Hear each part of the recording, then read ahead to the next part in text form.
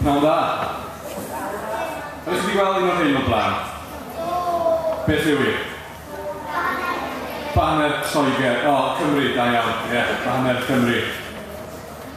A beth yw hwn yn y canol?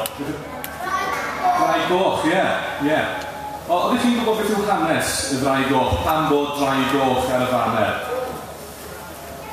Be? Drai goch a drai gwen, reit. Yn siŵr bod chi gyd i clywed stori am y drai goch a drai gwen yn ymladd. Wel, na beth maen nhw eisiau chi gredu.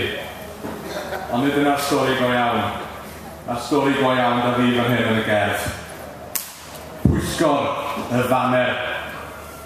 Daeth pwysgor ynghyd amser maith yn ôl i ddewisg baner i Gymru. Roedd rhai eisiau streipiau, rhai eisiau croes. Ambell un yn mynnu nad oes eisiau baner ar Gymru. A'r lleill yn dweud, oes. Bu llawer o drafod a chwmpo mas, a'i melyn, a'i oren, a'i pinc, a'i glas. Ond daeth cytundeb o'r diwedd, hanner y faner yn wyn, a hanner y faner yn wyrdd. Faner Cymru, gwyn a gwyrdd, y diwedd. Y diwedd, meddwl llais bach o'r cefen. Diolch i'r drefen, roedd un plentyn ar y pwyllgor, merch 10 oed o bentre Dinorwig. Roedd hi'n gwybod bod Cymru yn wlad arbennig, ac wrth lwc, roedd hi'n ferch llawn dychymyg.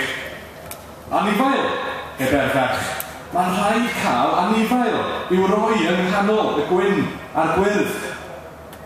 Iawn, medd y pwyllgor, gan ddechrau cynnig syniadau. Ci glas, arth oren, mwynci porffor, malwen felen.